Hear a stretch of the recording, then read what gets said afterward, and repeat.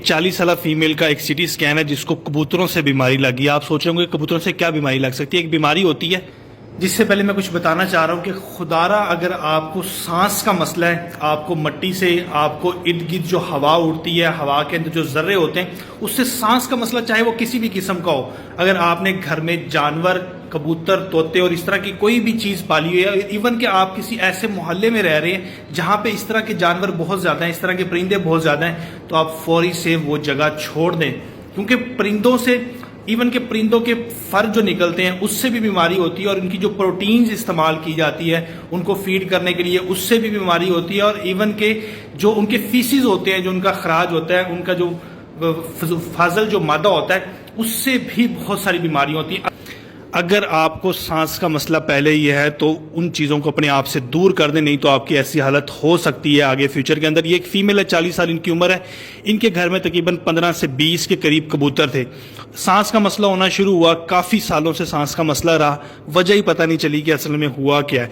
जब आहिस्ता आहिस्ता मजीद diagnostic test किए गए, सिटी स्कैन करवाया गया, तो इसके ऊपर क्लियरली कुछ चीज़ें वो मेंशन है कि फेफड़ों की काफ़ी हद तक फाइब्रोसिस हो चुकी है। मतलब फेफड़े उसके इस हद तक ख़राब हो चुके हैं कि अब वो खुद से सांस नहीं ले सकते, और वो पिछले कुछ सालों से घर के ऊपर ऑक्सीजन के ऊपर, खुद से जो मसनूई ऑक्सीजन होती है उसके ऊपर वो गुजारा कर रही हैं।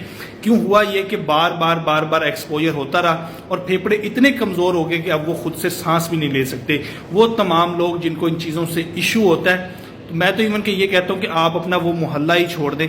जानवर रखने की तो दूर की बात है। ख़ास तौर पे उन लोगों के लिए मैसेज है जिन लोगों को ये मसला होता है, क्योंकि उनके फेफड़े बहुत ज़्यादा जो है वो कमज़ोर हो जाते हैं। अब ये फीमेल कई बार अस्पताल में दाखिल हो चुकी है, घर के ऊपर भी ऑक्सीजन इस्तेमाल कर रही है, बार बार इमरजेंसी में सांस के मसले के साथ आती। क्यों?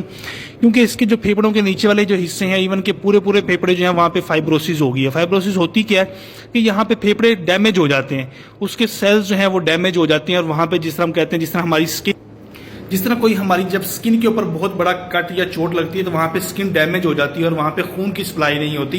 बिल्कुल इसी तरह ही ऐसे लोगों के फेफड़े जो हैं वहाँ पे फाइब्रोस्ड हो जाते हैं और वहाँ पे ऑक्सीजन ट्रांसपोर्ट हो नहीं पाते, जिसकी वजह से उनको बार बार अटैक होते हैं, बार बार अस्पताल में आते हैं। तो ये एक इस बीमारी को फैंसियर लंग डिजीज़ कहते हैं, जिसको जो कि परिंदों से, ख़ासतौर पर कबूतरों से, तोतों से, इवन के बिल्लियों से भी ये कुछ बीमारियाँ जो कि ट्रांसफ़र हो सकती हैं। तो खुदा बार बार एक चीज़ मैं रिपीट कर रहा हूँ, जिनको सांस का मसला हो, धुएं मट्टी से एलर्जिक हो, तो उन लोगों को चांसेस होते हैं कि उनको इन चीज़ों से भी एलर्जिक होती है। तो ऐसी चीज़ों को अपने आप से दूर करें।